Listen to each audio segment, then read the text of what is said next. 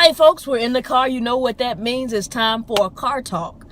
Okay, so this weekend was interesting. You know, I'm coming up on finals week. I'm actually just arrived on campus. I'm about to go take my first final of the week of 5.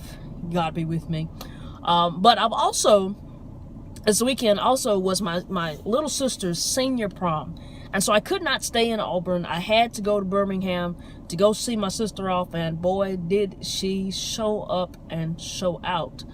But it was also a moment to think, to go back and to look on the years, because the baby is 18 and the baby looks like she's 30.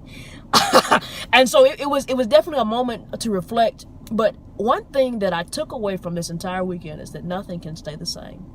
As I looked at my family who had come to see Aaron off, and I looked at my baby sister, and I looked at her boyfriend, and I looked at everything, nothing was the same from last year.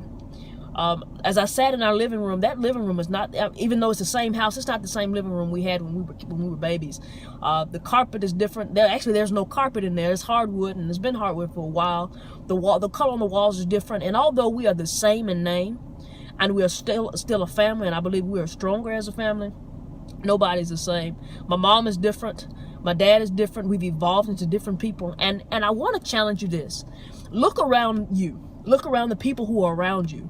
And if everything around you is the same, something is dead. Everything that exists, everything that is growing and alive grows in some manner.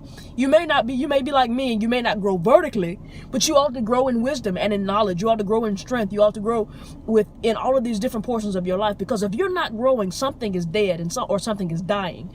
And you want to catch it before you can move. There's this tree in front of our house in Birmingham that is everybody in the house's favorite tree. This is really pretty. I think it's a magnolia. Really, really full leaves. It blooms around this time of year every year, and we love the tree. Well, a couple of years ago, the tree stopped blooming like it was supposed to, and I immediately said, y'all need to go prune that tree. Well, I'm 4'11". It wasn't going to be me. I wasn't getting up on a ladder. I wasn't going to climb the tree. I wasn't pruning the tree, but I said, you need to prune the tree. The next year, the tree blossomed a little bit less. And I said, again, you got to prune the tree. The tree is going to die. We love this tree. I want this tree to live. And eventually, they pruned the tree. And this year, when the tree bloomed, it bloomed full. It was pretty again. And so anything that is in your life that is not growing, anything in your life that is not bearing fruit, you've got to prune it or it'll die. That's food for thought. Look at your relationships. Look at whoever you call bae. Do they grow you or do they take away from you? Look at your best friend. Does your best friend add to you or does your best friend take away from you? I've had the same best friend for almost 22 years.